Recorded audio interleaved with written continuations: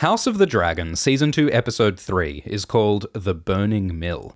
There's lots of circle imagery, because this is about cycles of violence. Over and over, the Blackwoods fight Brackens, Rhaenyra's family fights Alicent's, Aegon bullies Aemond, Daemon undermines himself. Sin begets sin begets sin. Can we break our cycles of revenge and self-destruction? There's also a spooky witch, and Millie Alcock, and Rhaenyra dresses as a nun. So what happens and what does it mean? This video has no spoilers for future episodes. The opening tapestry has changed. After the historical events, it shows the murdered Prince Jaehaerys. Then it shows the rat catchers that Aegon hanged. So we see how the characters' choices are making history, and history is written in blood, leading to more atrocities. We start in the Riverlands, with House Blackwood and House Bracken. These are two of the most powerful families in the Riverlands, and they have been enemies for thousands of years. No one remembers what started the feud. The Blackwoods say that the Brackens poisoned their weirwood tree, because the Blackwoods worship the old gods, while the Brackens follow the faith of the Seven, so this is partly a religious conflict. The Brackens say that the Blackwoods stole their land. They argue over a pair of hills that are named after someone's boobs. Occasionally, the Blackwoods and the Brackens have made peace, but the fighting always starts over again. In Hot D Season 1, we saw a Blackwood kill a Bracken. Later, we heard that they were squabbling over some land, and now we see that conflict continue. Some Blackwoods argue with some Brackens over some boundary stones. They mention an assize at Riverrun, which should resolve this conflict, because the Brackens and the Blackwoods are both sworn to obey House Tully, who rule the Riverlands, like Edmure Tully in Game of Thrones. But in Hot D, Lord Grover Tully is weak and sick, and no one respects his authority. And the Blackwoods and the Brackens have now taken opposite sides. The Blackwoods support Rhaenyra, while the Brackens support Aegon. The Bracken calls Rhaenyra a babe killer and a kinslayer, because he heard Otto's propaganda accusing Rhaenyra of the murder of Jaehaerys. These young Brackens and Blackwoods have never met Rhaenyra or Aegon, and these boundary stones surely aren't worth fighting for. But the Bracken has just become a knight. He's been taught to fight and to hate the Blackwoods, and in this world of honor, men get status from battle. Like Rhaenys said, the realm is full of naive young men eager to prove themselves through violence. So this tiny conflict escalates. Sin begets sin, leading to an enormous battle. An argument over some rocks gets thousands of people killed. In the books, this is called the Battle of the Burning Mill. Lord Samwell Blackwood is killed by Amos Bracken. Then Amos is killed by Samwell's teenage sister, Black Alysanne, with a weirwood arrow. We might meet Black Ally later on. So the carnage is horrifying, but it's just one more battle in the long history of the Brackens and Blackwoods. In the time of Game of Thrones, the Blackwoods and Brackens are still fighting. So if Rhaenyra and Aegon's conflict continues, they could become like the Blackwoods and Brackens.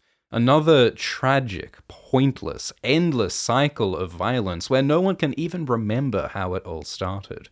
Daemon arrives at Harrenhal. This is the biggest castle in Westeros, and it's a cursed ruin. Harrenhal was built by House Hoare, a family of Ironborn who conquered the Riverlands. Harren the Black wanted a massive castle as a monument to his own greatness, so he enslaved the people of the Riverlands to build it. Thousands died during construction, and it's said that blood is mixed into the mortar. Harrenhal was so big and strong that no army could take it, but on the day it was completed, Aegon the Conqueror arrived in Westeros with his dragons, and walls can't stop dragons. Aegon and his dragon Balerion burned Harrenhal, so hot that the stone towers melted like candles, and Harren's whole family died within. So Harrenhal is a warning against hubris, like Ozymandias. No man can be the greatest forever, and it's evil to kill others for your power and legacy. Even as a ruin, Harrenhal is a strong castle at the center of Westeros. But every family that rules Harrenhal seems to come to a horrible end. House Cohaeris, House Harroway, House Towers, they all ruled Harrenhal and are now extinct. In the time of Game of Thrones, Janos Slynt, Tywin Lannister, Armory Lorch, Vargo Hoat, the Mountain, and Polliver all take Harrenhal and then die horribly. So it's said that this castle is cursed. In Hot D, Harrenhal was ruled by Lionel Strong.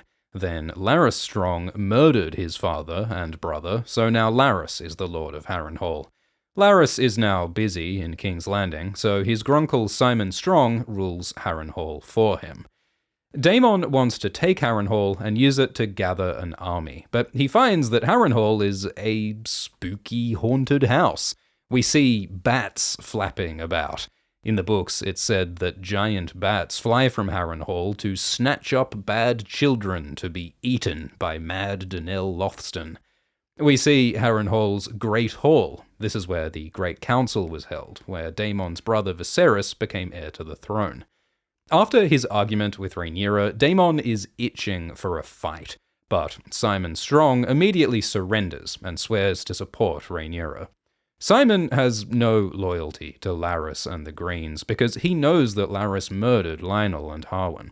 Simon calls Daemon my prince, but Daemon says to call him your grace. Daemon has an unusual political status because Daemon is the king consort. He's the husband of the ruling queen Rhaenyra, but Daemon is not a ruling king himself. And that's never happened in Westeros before. It does make sense to call Daemon your grace, because king consort Hisdar is your grace, and Queen Cersei and Margaery are your grace. Even princes like Joffrey and Bran and Daeron and Mycah are called your grace in the books. But when Daemon says he's your grace, that could imply that he wants to rule as king. Throughout the series, people have worried that Daemon might take the throne from Rhaenyra or from Viserys.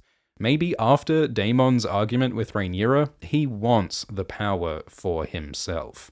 He and Simon talk about sick old Grover Tully, and Daemon says that people should obey their liege lords no matter their condition. He may be thinking of his brother Viserys when he was sick and dying.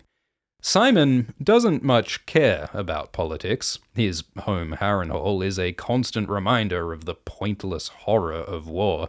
The Iron Throne, after all, is only a chair made out of swords, so why die for it? Simon focuses on what really matters, enjoying venison with peas. The Game of Thrones books have always been about the evils of war and the joy of good food. But Daemon refuses to eat. He seems incapable of enjoying life. Later, Daemon has a crazy vision. He sees the body of Jaehaerys, the little boy that Daemon had murdered. And he sees young Rhaenyra, like she was at the start of Season 1. Rhaenyra says that Daemon's always coming and going, while Rhaenyra has to clean up the mess. Because when Rhaenyra was young, Daemon exploited her. He hooked up with his niece, publicly at a sex club, and then tried to marry her for his political gain. Later, when they married and Rhaenyra became queen, Daemon tried to start a war in defiance of her wishes. Then he choked Rhaenyra, and he murdered a child in her name and left her. Daemon has always been a nightmare to the people he loves most. So now he faces the pain that he's caused, and he starts to feel some guilt.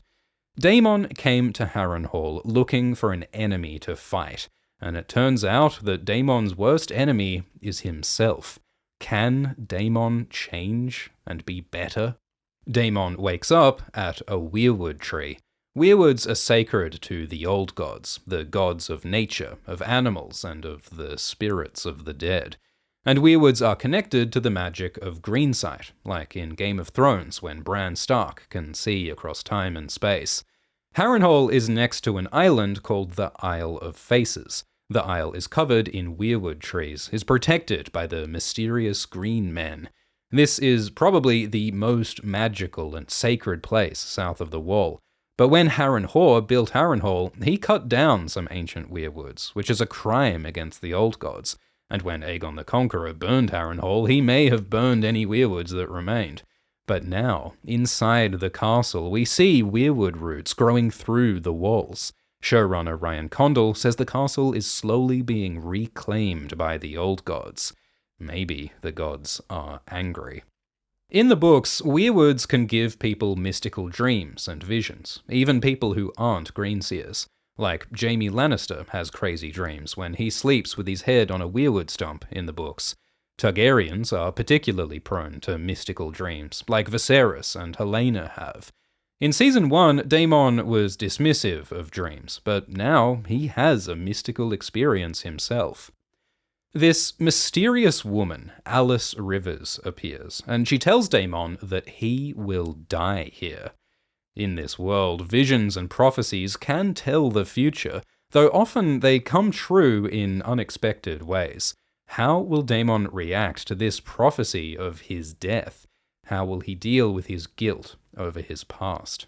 In the books, Alice Rivers is a wet nurse. She breastfeeds babies. Alice is also rumoured to be a witch who uses potions and spells. Some say that Alice is a bastard daughter of Lionel Strong, but others say that Alice is older than Lionel, and that she bathes in the blood of virgins to preserve her youth. The actor Gail Rankin says Alice has been alive for potentially 400 years, like how Melisandre is hundreds of years old. Maybe Alice uses similar magic to make herself look younger. Maybe Alice is Melisandre in disguise. Maybe Alice is the ghost of Highheart, or maybe Alice is Leaf. We could make lots of crazy theories, but it does seem like Alice is connected to the magic of the old gods. Maybe Alice is a greenseer. Maybe she's giving Daemon these visions. Maybe Alice taught magic to Larys, because Larys grew up here at Harrenhal, and there are theories that Larys uses the magic of the old gods to spy through the eyes of rats. Harrenhal brings dark magic and mystery to the story, and uses it to interrogate Daemon's deepest feelings. In King's Landing, Criston Cole is now Hand of the King. He's basically the Prime Minister. But he's not qualified, and he's stressed.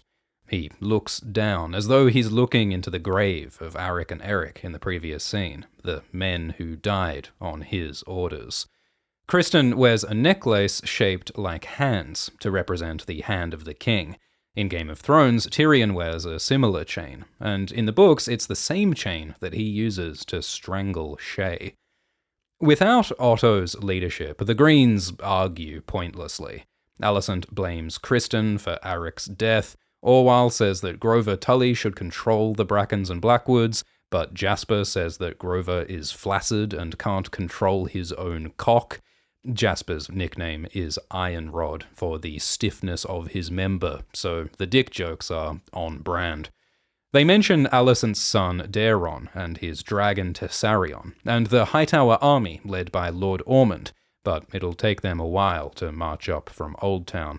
And the Lannister army is still rallying in the Westerlands. So Criston decides that he will attack the rebel houses in the Crownlands, then will take Harrenhal and the Riverlands. It's an ambitious plan. He and Alicent tell Aegon and Aemond to stay in King's Landing, but Aegon wants to prove himself in battle. Gwayne Hightower arrives. Gwayne is a son of Otto Hightower and a brother of Alicent. We saw Gwayne in Season 1. Daemon defeated Gwayne at jousting. But mostly, Gwayne stayed in Oldtown, while Alicent was in King's Landing. So Alicent and Gwayne are siblings, but they hardly know each other. Gwayne is angry that his father Otto was fired as Hand of the King and was replaced by Criston. Because Criston is common-born, he's lower class, and Criston is Dornish. Dorne has fought against Gwayne's people in the Reach for centuries. Dornish raiders once sacked Oldtown, the Hightower city, and Dorne has not yet been conquered by the Targaryens. It's still independent from the throne at this time. Criston's identity is complex because he served the Dondarrions in the Stormlands, fighting against the Dornish. But the arrogant Gwayne is offended that this lower-class Dornishman replaced his father. Alicent and Criston say goodbye. They are stiff and formal with each other, playing the White Knight and the Noble Lady. contrasting with their messy sex last episode. Criston is dangerous, and Alicent seems kind of glad to be rid of him. But with Criston gone to war, she no longer has her White Knight to protect her. Helaena tells Alicent that she's sad about the death of her son Jaehaerys, and then she says that she forgives Alicent. Helaena often seems detached from emotion, disconnected from the politics and the drama around her, more interested in her bugs than in other humans. But Alicent kind of has ruined Helena's life. Alicent refused to have Helaena marry Jace, and instead married her to her awful brother, Aegon. Alicent and Otto made Helaena queen, made her grief into a public spectacle. Helaena never wanted any of this, but her family's politics is why her son was murdered in front of her. Alicent and Criston failed to save Jaehaerys because they were busy having forbidden sex. Alicent forced her daughter into a dangerous, traumatic life, just as Otto forced Alicent. But Helaena never shouts or rages at Alicent like Aegon or Aemond might. She simply forgives Alicent, and somehow that's even more devastating. Helaena is the most innocent of the Greens, and now Alicent has to face the terrible impact of her choices on her daughter. Aegon wants to prove that he is a strong Targaryen king, so he cosplays as Aegon Targaryen I, the Conqueror. He already has Aegon's name, and Aegon's crown, and Aegon's sword, and Aegon's dagger, so now he wears the Conqueror's armor, which is made of Valyrian steel. Valyrian steel is super strong, super light, and super valuable. No one knows how to make Valyrian steel anymore after Valyria was destroyed. We've seen swords of Valyrian steel, and Daemon's helmet is made of Valyrian steel in Hot D, but we've never seen a full set of Valyrian steel armor on screen before. In the books, there's one suit of Valyrian steel armor which is worn by Euron Greyjoy. In the books, Euron is a scary, mysterious, monstrous pirate king, and in a preview chapter, Euron reveals his Valyrian steel armor, suggesting that he truly has visited and survived the demon-haunted ruins of Valyria. Or maybe that's a lie. Maybe Euron's armor is the same suit as Aegon's. Either way, this armor is extremely badass, symbolizing Targaryen power and legitimacy. But the armor doesn't really suit Aegon. Aegon is trying to look like a great king, but he's just not. He's not strong or wise or purposeful. He's not worthy of the Conqueror's name. He doesn't even know about Aegon's dream of White Walkers, the Song of Ice and Fire. The actor Tom Glencarny says Aegon feels like a fraud, and it's eating him from the inside. Aegon says that he'll join the war on his dragon Sunfire, but Larys says that some people say that Alicent and Aemond will take Aegon's power while he's gone. Maybe Larys made up this rumor himself, because it seems like Larys wants Aegon to stay so that Larys can keep on manipulating the king. Aegon decides to make Larys his Master of Whisperers, the official Spy Master, which is the position Varys has in Game of Thrones. This gives Larys even more power to influence the realm, and it is not at all clear if Larys is really on Aegon's side. Aegon has his friends Ned, Martin, and Leon join the Kingsguard. The Kingsguard is meant to be a sacred order of the greatest knights in the realm, noble warriors who dedicate their lives to protecting the king. They are not meant to be your rando drinking buddies. Ned, Martin, and Leon don't take their duties seriously. They laugh at the idea of keeping their chastity oath. It seems like this was another impulsive decision by Aegon. He didn't even tell their commander, Criston. During this war with assassins in the Red Keep, you'd think that Aegon should take his Kingsguard more seriously. This is a problem in the time of Game of Thrones as well. King Robert's Kingsguard is also corrupt and incompetent. Aegon is degrading one of the realm's great institutions, and that could make him less safe. Out in King's Landing, we see Ulf, a charismatic party boy. In the books, Ulf is called the White for his pale hair, though his hair is more grey in Hot D. Ulf is also called the Sot for his drinking. In Hot D, Ulf tells his friends that he is the bastard son of Prince Baelon Targaryen. Baelon was a son of King Jaehaerys Targaryen, and Baelon was the father of King Viserys and of Daemon. Baelon was Hand of the King and heir to the throne until Baelon suddenly died of a bad belly. Last season, Viserys accused Otto of murdering Baelon. Baelon was married to his sister Alyssa, but only for about 9 years, so it's possible that Baelon had a bastard with some other woman after Alyssa died. And it's not uncommon for Targaryens to have bastards with commoners. On Dragonstone, Targaryen bastards are called dragon seeds, and some say it's a blessing if a Targaryen gets you pregnant, though some women are raped in a custom called Rite of First Night. Queen Alysain had this custom banned, but in some places it continues. Usually, bastards don't inherit lordships or lands, but bastards can be legitimized. A legitimized Targaryen bastard could potentially make a claim on the throne, like in the Blackfyre rebellions. In Game of Thrones, Joffrey has a bunch of King Robert's bastards murdered. So Ulf's Targaryen heritage is a dangerous secret, which he uses to try and get free drinks. Ulf also says that he supports Rhaenyra, not Aegon, maybe because he saw the rat catchers that Aegon hanged. Ulf's friends are served wine by Diana. Last season, Diana worked as a maid in the Red Keep, but then Aegon raped Diana. Diana was terrified and was fired from her job, so now she works at this pub instead, which is probably a much worse job. Ulf's friend slaps Diana's ass, and she looks terrified, traumatized by sexual assault. Diana then has to serve wine to Aegon, the man who raped her. Aegon doesn't even notice her, he may not remember her, but his assault has a continuing impact on Diana. Aegon takes a young squire to a brothel to lose his virginity, and the squire looks very uncomfortable.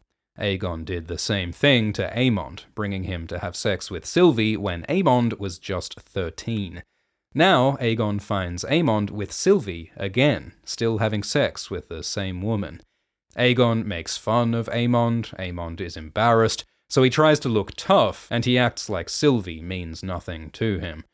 Aemond is now one of the most powerful men in Westeros, but after all these years, he's still vulnerable to his bullying brother, just as he was when they were kids. And when these princes feud, people like Sylvie and this squire are caught up in their BS. Aegon and Aemond's rivalry is another cycle of violence, another war between kin. Criston, Gwayne, and their army march towards Rosby, one of the houses in the Crown Lands that supports Rhaenyra.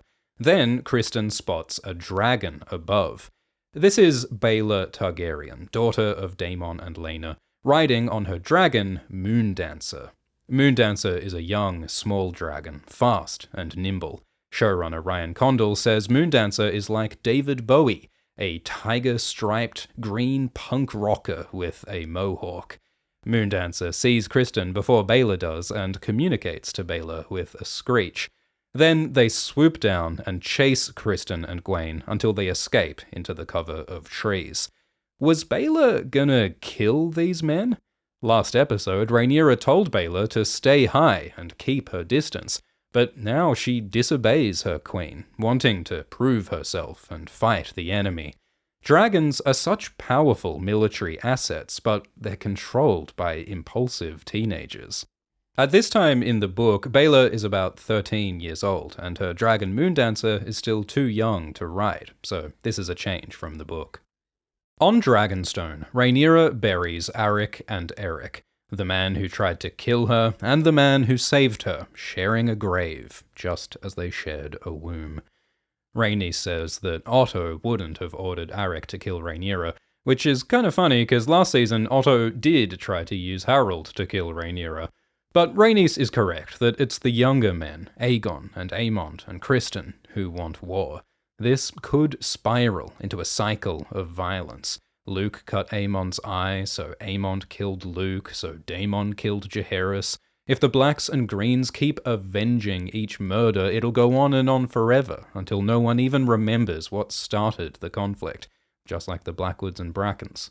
Rhaenys says there is no war so hateful to the gods as a war between kin, between family. Because Rhaenyra and Aegon are half-siblings, they shouldn't fight, just as Eric and Arik were twins. Even the Blackwoods and Brackens are related, because they have intermarried in the past. Families shouldn't fight. Rhaenys says the only hope to prevent war is Alicent, because last season Alicent told Rhaenys that she wants to protect the people. It is funny that Rhaenys is the voice of peace, since she killed lots of innocent common people last season. But Rhaenys tells Rhaenyra to talk with Alicent and try and end this conflict. But Rhaenyra is angry at Alicent for stealing her throne and for the death of Luke. Can she reconnect with her former friend to prevent war? Last episode, Mysaria saved Rhaenyra by warning her about Arik. Now she asks to join Rhaenyra as an advisor, because when Rhaenyra freed Mysaria, she showed that she can be merciful and just. Maybe she could be a great queen. Mysaria wants protection for the common folk, and Mysaria wants to punish Otto and Alicent, because people like Talia and Jon were Mysaria's spies in the Red Keep, until Larys Strong removed them and burned down Mysaria's house. What kind of revenge does Mysaria want? Joining Rhaenyra would also bring Mysaria closer to Daemon, who has been a lover to both Mysaria and Rhaenyra, which could get complicated. We see the dragon Seasmoke, who was once ridden by Rhaenyra's ex-husband Laenor. Last episode, Seasmoke appeared to Adam on Driftmark, and now he's here on Dragonstone. He seems restless. Where is Laenor now? Does Seasmoke want a new rider? Mysaria says he seems lonely. She and Rhaenyra seem lonely too. Last episode, Rhaenyra almost got murdered in her home, so she decides to send her younger children away for their safety. She'll send her son Joffrey and his young dragon Tyraxes to Jane Arryn in the Vale, because she promised Jane a dragon in return for an alliance. Rhaenyra wants her little kids Aegon and Viserys, and Aegon's young dragon Stormcloud, to go to Pentos across the sea. In Season 1, Daemon, Lena, Baela, and Rhaena stayed in Pentos with Prince Reggio Horatus, so hopefully he'll protect Aegon and Viserys there. And Rhaenyra tells Rhaena to go with the children. She tells her to be a mother to Aegon and Viserys. It's like in Season 1 when Rhaenyra's mother told her to be a mother, even though that's not what Rhaenyra wanted. Rhaena feels like she's being rejected. Her sister Baela is staying because Baela has a dragon, so she's useful for the war.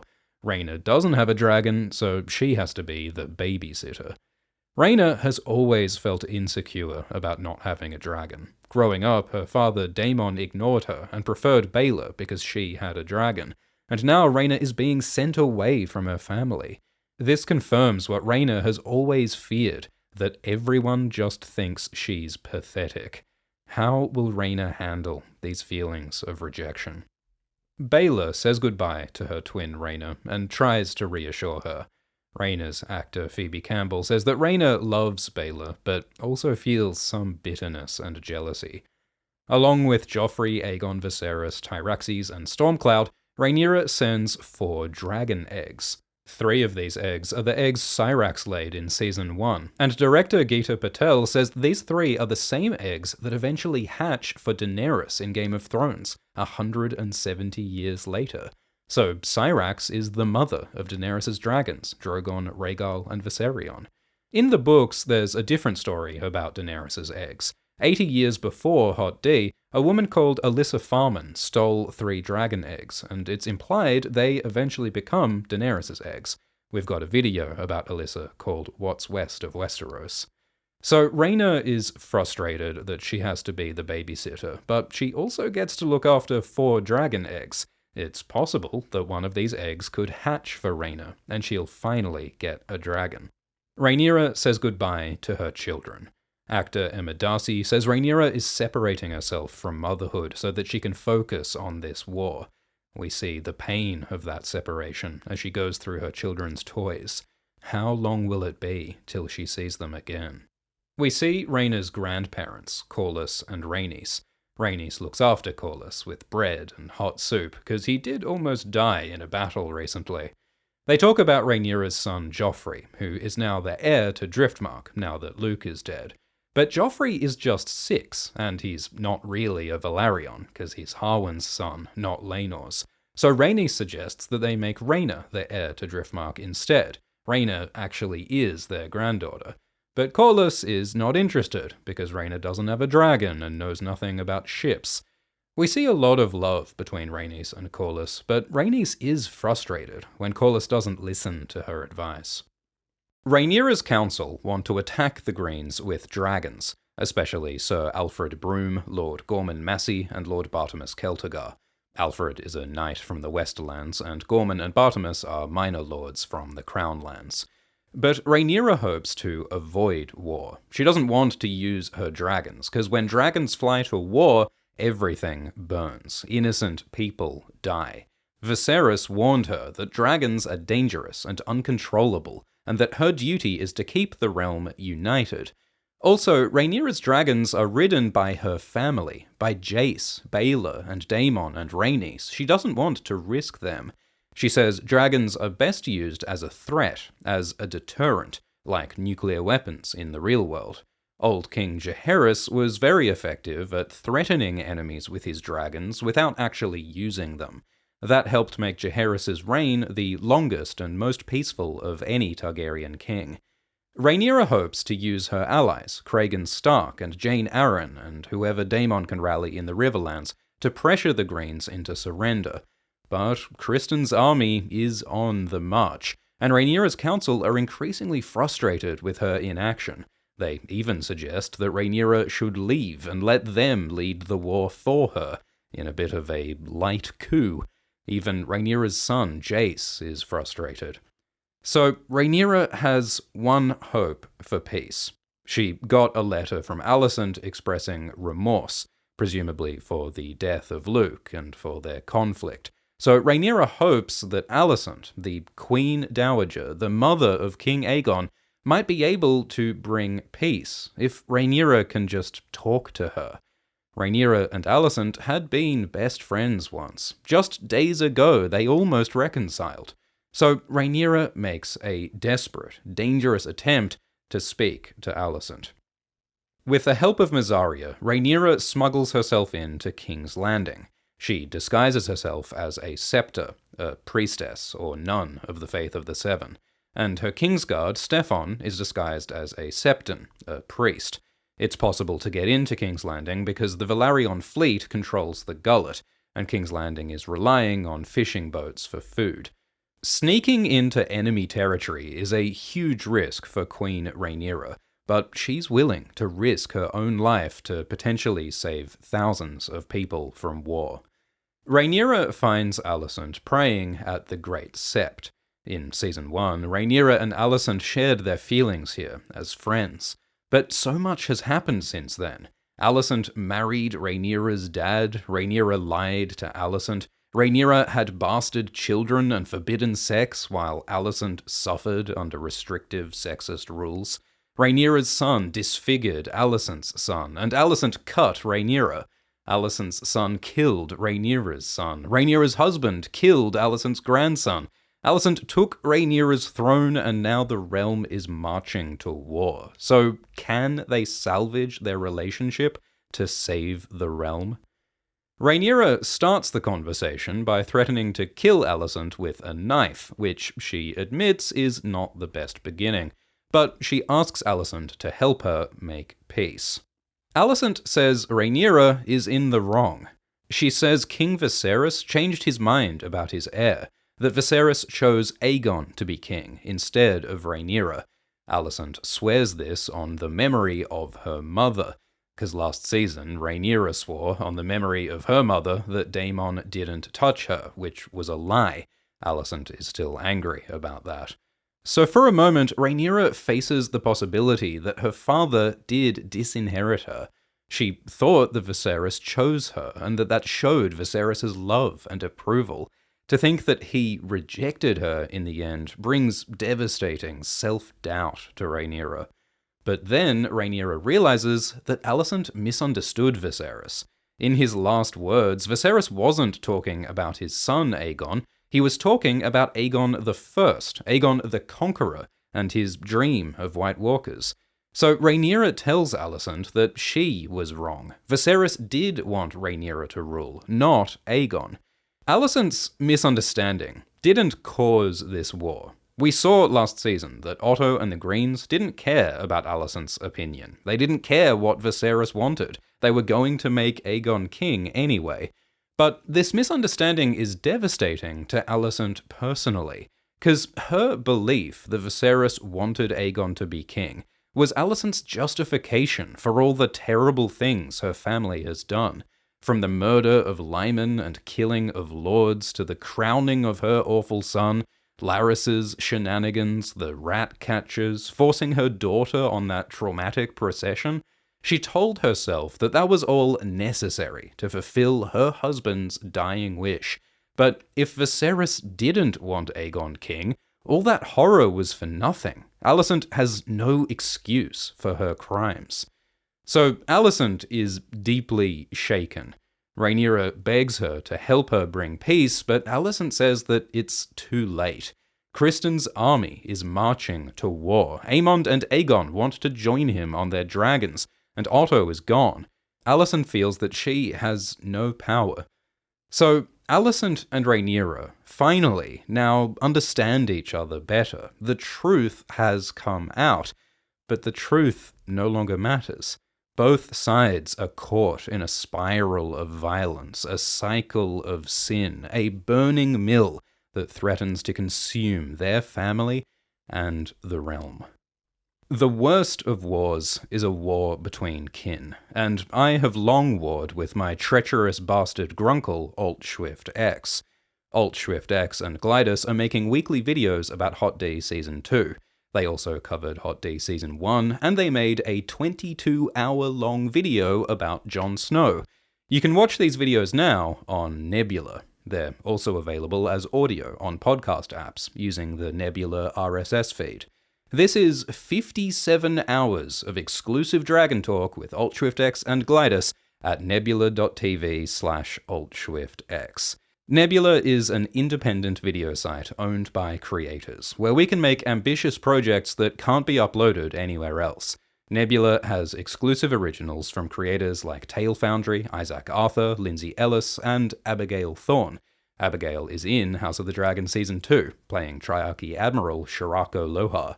So, to support AltShiftX and AltSwiftX and Glidus, sign up to Nebula at nebula.tv/AltShiftX, or /AltSwiftX if you're a Bracken. Using the links, you can get an annual plan for just $2.50 a month, or $30 for a year. It's a great way to support AltShiftX. Thanks for watching. We're making weekly Hot D videos, plus weekly live streams right after each episode. So press like and subscribe. Thanks to the patrons, including Miranda Sir, Otto Tamborg Hegner, Darcy Collier, Belandra the Black Dread, and time traveler Taz with Hook Hajime in his balls. Cheers.